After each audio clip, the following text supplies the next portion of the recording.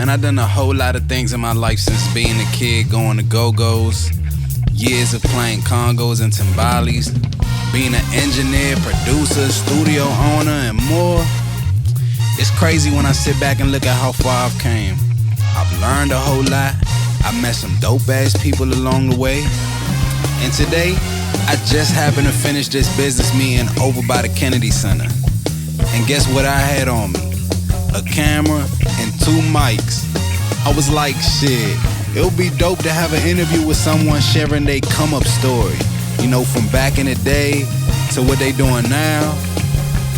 And I thought, I know just who to call. Hey Siri, call Dusty. Hey, well I've been hustling hard. I'm a real street nigga, man. The trap is my job. You don't want a nigga pulling your car, cause when a nigga start rapping, I'ma show you some charge. Hey, well I've been hustling hard. I'm a real street nigga, man. The trap is my job. You don't want a nigga pulling your car, cause when a nigga start rapping, I'ma show you some charge. Hey, streets ain't playing fair, and 12 ain't playing fair. They killing babies like they don't even care. But we finally here, Mo talking this whole time. We just trying to connect with people, different people, right? So we here right now, 807. So the man, the one and only, Mr. T.E. himself, Dusty, come on. So my man. So we here. So now we sir. doing this whole interview thing and just trying to connect with people everywhere, right? So we said from downtown by the Kennedy Center to Kennedy Street, wherever, we linking up with different people right now, just trying to see what everybody got going on. People that I fuck with, people that's doing something, inspiring, whatever.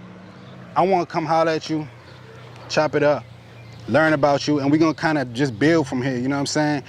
This is something that we creating, but this man is adding value to in different places with it. You know what I'm saying? From the shooting, from the music he been doing for a brick out here. Now we out here. Dusty, he could tell you himself what we got going on, where we kind of came from and to how it got to where it is, and just kind of give you a quick rundown in a meet. And now you meeting him. So what's good? What's up, my guy? So, all right. You got me out here, look, we've been setting up so long, I done hit a J, you know what I'm saying? The whole J done gone, but gone. hey look, this is all the type of shit that we be talking about and how we gotta create, you know what I'm saying, just be on it like today. That shit was random. Right, it was. You know what I'm saying? I was called me meeting like an hour somebody. ago. So much shit done happened in an hour ago. Right, so I was meeting somebody about something totally different, started putting some type of ideas and stuff in my head that, oh, let me go ahead and create, let me go ahead and shoot, do this, to like, oh, let's get on this whole Showtime thing. Let's start actually making the show and start linking up with the people and start creating, right? So this is something that we've been doing. Y'all can go ahead, don't even worry about it. Go ahead, pose real quick one time for me. You're supposed to do that. Yeah. Like I do it. Good man, how y'all doing, man? Good. How you? Good. Shit about to go up the highway. Oh yeah, everybody going up there. I might pull up right there. Yeah, I'm not with Pop. Yeah, Cosby just told me they up there. All right. Slam. So we've been at this shit for a minute, and it's just like how time pull. Oh yeah. No, you good. No, you all right. But yeah, and the amount of time you've been doing this, from where you came from to do this stuff to where you at now. Yeah. I mean, give me a little, like, just if you could summarize it in like a 3-minute, you know what I'm saying, story of the saga, the myth, the legend. Man, in 3 minutes, man, it started around here. It ain't started on 7th and Long. It ain't started on 7th and Long. You see how this shit's be grand. That's what I'm saying. So much shit that happened in an hour. But it started on 13th and Jeff. My man Nick House. Okay. You know what I'm saying? And it went from there to, you know, us. We used to always say this little saying, 1 bass, 50 cymbals. You know what I'm saying? Because we literally only had like a bass drum and a whole bunch of fucking cymbals. You feel what I'm saying? We ain't had no snare. We ain't had no roller tones on the drum set. It was literally like, you know what I'm saying? We was making up like niggas. As far as sticks, we was using screwdrivers and busting heads once we got that shit. You know what I'm saying? Like we was doing shit like that. And that went from, you know, of course, like I guess I would say that's the typical story of a lot of young bands growing up in DC, especially from DC. You know what I'm saying? Like I don't know about the other bands. But you gotta grab shit. whatever you can get, wherever you find. Or steal whatever. If you can finesse, pull a little move, grab something. I don't recommend that now, but right. I'm just saying, like that's what that's used what to it go was. on. You know what I'm saying? Right, that's what it was. And that went from getting help from Walk Jam and Tina B, and them and Chris from T.O.B. Yeah. And cause you know when we first started, we had Uptown in our band. A whole rack of Kennedy Street niggas in our band, but we also had motherfucking Fully. What's up, baby? You kept telling me that. What you about to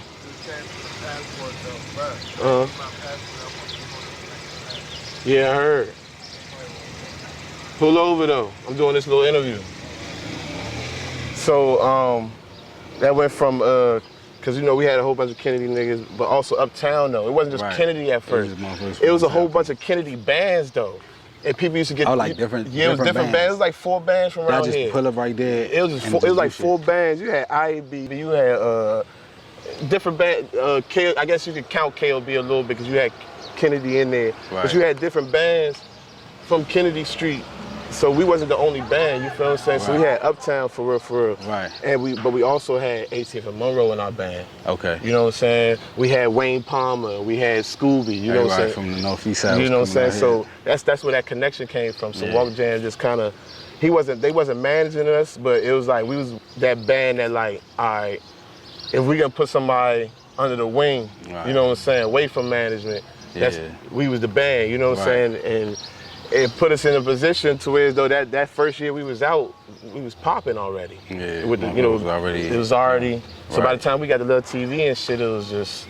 You already had a little fan base, everybody around already started knowing and shit, getting hit. And then we started dropping hits, we started learning that shit, started getting on the internet, because you gotta remember, YouTube was just forming for real. Right. That's like back when Music Junkies or something, even this is before even Music before Junkies. that, like motherfuckers in the basements and shit, just recording. Our keyboard player, Malcolm, he had a camera. He knew how to do all that shit. You know what I'm saying? YouTube's probably only like a year, two years old. This is like in what year? This is like 05 and 06. 05, right, okay. This is 06, 06, 07. Well, motherfuckers never picked up an instrument, just like, I'm trying to play something. Yeah, something. I mean, like, some of us did, but some of us, of course, we had our musicians. So when the first time you ever tried something on the mic? Oh, I was already rapping. Oh, you was rapping? Yeah. And then one. I used to be up on Georgia Avenue at Target Squad. Oh, okay. You know what I'm saying? With my man Rick, you know what I'm saying? He go by Chaotic now. Yeah. You know what I'm saying? Went to school with him. We used to be rapping up there. But even before that, I was rapping. That's how me and him even connected. Okay. And you ain't even tried to GoGo shit yet? I ain't even tried to GoGo shit yet. Exactly. I ain't even tried to GoGo shit yet. When I first joined Tru Expressionz, I wasn't even the lead mic. So we started up 13th and Jeff at my man Nick's house. That was the original lead mic. Yeah. You know what I'm saying? I came in as the rapper, because niggas know me for rapping. You rapping, you feel what I'm saying? And yeah, bro, you know what I'm saying? I ain't even go by Dusty, I went by Young D. Young D. I used to always have fitters on and shit. I had all the fitters though. You know what I'm saying? Because I used to have cornrows. I can't wear fitters now and shit, but you know, I got You wear them joints tight or you wear them all loose? Like big, the snap joints. You know how motherfuckers be wearing them real tight. I had cornrows, so I can't remember my size. I don't remember. I had a big head, you know what I'm saying? I think it was like 4 3/4. Yeah. Some shit like that. I think that was my size. I don't know, some shit like that. 1.5 maybe. I don't know. My shit was, maybe I'm wrong. I don't know, but I got a big ass head. But I can't wear fitters now. I wear snapbacks. Yeah, that's what I do now too. Put the joints on a little loose when I want to, have my hair out and shit or something. Yeah, you got a lighter? All right, so we right there. So you was rapping. Yeah. Yeah, you was rapping. They brought you in the band as a rapper down on 13th. 13th and Jeff. 13th and Jefferson. That's Jefferson. Yeah, okay. My bad. I would be saying streets when I'm talking. Right. I just got a certain lingo. Yeah, so that's exactly. Keep up with it. It is what it is. Just pay attention. Yeah, just pay attention. That's all I can say. You gotta listen. So you were down there, all right, started rapping for the band, and then what happened? The lead mic with the Job Corps. Okay. So the person that made the band was Ray, our former timbale player. He's our timbale player for a long time. Yeah, we just got a new timbale player. Shout out to Los. Yeah. But I remember for a back long then, time, that's what motherfuckers try to say I was looking like. yeah, shit they used to type say, shit. you and him looking like when y'all was brothers and shit. Yeah. And sometimes people, I used to And say, we played the same shit. yeah, We was playing but some percussion. people used to confuse y'all too though. Yeah, like shit. But yeah, Ray made Tru Expressionz, Ray and Nick. So when Nick went to Job Corps, Wayne Palmer was in the band too. Nick bought Wayne Palmer. I ain't had nothing to do with that. But get rid of that. Wayne Palmer was in the band. Ray was in the band. Scooby was in the band. We had my man Lil Damo from up G-Rod in the band. We had my man Darius from up the creek in the band. He's playing on the keyboard. He go by Wheelchair D now. He rap. Okay. But he started on the keyboard. Yeah, he started on the keyboard the whole time. Yeah, we had some, you know what I'm saying? We had some hitters in the band, whatever. Did anybody come in and that didn't know nothing, like at all, and just pick up an instrument, just do whatever and then they actually did? You feel me? Like Ray. For real? No. Ray didn't know how to play timbales. Oh, what did he do? Ray made up all the keyboard beats at first. Okay. Ray was a keyboard player at first. Ray knew how to drum a little bit, and Ray knew how to play the keyboards. You know. And that was it. Yeah. Asa taught Ray how to play he ain't teach him. But he put him on to show him. Yeah, he put him on to some like finessing rudiments and all that other shit. Yeah. You know what I'm saying? And Asa is Ace Boogie, T.O.B., Young Gleese, you know what I'm saying, to the world and shit. And yeah. So Ray and everybody sat me, I think it was Ray and Wayne Palmer, matter of fact, sat me down in Nick's mother's dining room. Oh yeah. We had like a little private meeting. And like Nick's mom was cool though, like we could go in that jump before he even get there. Like practice was after school, 4 o'clock. Yeah. You know what I'm saying? You going straight there. Right. Of course niggas was late. You know what I'm saying? Especially niggas like me, cause I was hanging around, you know what I'm saying? So niggas would be late, whatever. But one day I remember they called me up, Nick going to Job Corps, boom, boom, what you gonna do? I was like, yeah, I could handle it. Yeah. So the original plan was to just me lead, cause we haven't even had a first show yet, but we already had a scheduled first show. Oh, something was coming up. You know what I'm saying? Right, so it was coming up, whatever. So it was like, man, you gotta hold it down. So I was like, all right, fuck it. Yeah. And I've been there from not the very, very start, but you was in there making. I was making songs. I was there from the beginning of the songs. I wasn't there from the beginning, but I was there from the beginning of the songs. Nobody had their first show yet taken. Nobody had their first show, except for Ray played in bands. Okay. Ray was the only one that played in bands. So Lil Dama was our timbale player. I'm gonna tell you how Ray became the timbale player. It was in the middle of the show. So motherfucking yeah, they sat me down, lead mic. By next practice, I'm practicing lead mic. Yeah. And just to make a long story short, by the time Nick came back from Job Corps, it was just already a flow going on.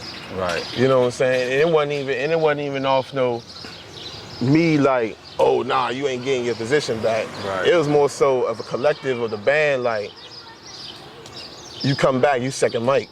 Yeah. You know what I'm saying? So we just switched right there. So he came back, he was second mic for a while. You know what I'm saying? Then eventually, honestly, I can't even remember what happened. Yeah. Let me keep it 100. I don't know if he left. He did a couple shows or something? No, he was there for a while. Our first CD, Nick on there at second mic. Second CD, maybe he was gone by the second CD. Yeah. He might have been gone by the second CD. But the first CD, like, yeah, that was him. I believe so. Right. He did a couple shows. We used to play out the Thai Seafood before the Thai Seafood was even what it was. Right. Before Reaction made Thai Seafood what it was. Right.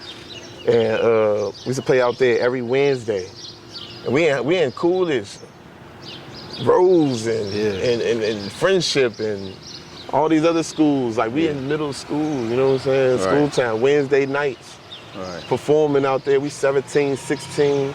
Our youngest person, 13 at the time. Right. You know what I'm saying? And we just went from there. Playing from there. And That's you initially first becoming the lead mic yep. with Tru Expressionz and from the first show though, but it was from the first show. Yeah. From the first show, I was the lead mic. Yeah. And then from Nick played the first show too though. Right. But you know how job call go. You know, so you only come home on the weekend. So that's why they wanted to switch it because he wouldn't be able to come to practices. Right. So he was still in the band. Yeah. He was still coming. You know what I'm saying? When he could come, but he was just second mic. So we switched right there. Yeah. So I would say he was lead mic from like, you know, we started in 05, the summertime of 05, 2005. And he ain't trying to hit the camera. He good, you good. You good. I ain't gonna say, I know you said something, but I was thinking just go. So, yeah, we started like summertime of 2005 or something like that. Summertime August or September maybe. Yeah. Around that time, I know it was hot. It was school, you know what I'm saying? And I was lead mic by 06, the beginning of 06. So the bands, man, y'all doing all free shows like in the beginning, or y'all starting to get paid certain shows and stuff? We was doing all free shows until 2006. Yeah. And we had this manager, and Mike Rawlins from Perfect Image. He linked us up with his manager. At the time, the manager was managing a band called TAB, Total Assault Band. Okay. And then he grabbed us. I guess you could consider, like, even though they was young too, we was just like the young nigga band, I guess. You know what I'm saying? But we was kind of popping in the schools at the time. And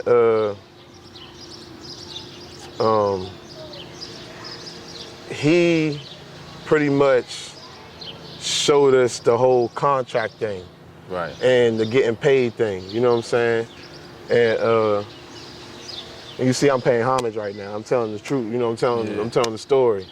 Drew us up a contract, and when I mean like we was popping, like we was really popping. Right. You know what I'm saying? Like we wasn't fake popping, like at this time, and this was hard to get popular at this time, because it was like 200 bands. Right. Now it's like 100 bands. This is like 05, 06. Yeah, but this is when it was like it was probably 300 bands at this time. Like I'm not even gonna lie, like it was hard to get popular at this time. We was popping, you know what I'm saying? And we was getting booked, and we got booked for this private party at the Teen Cafe.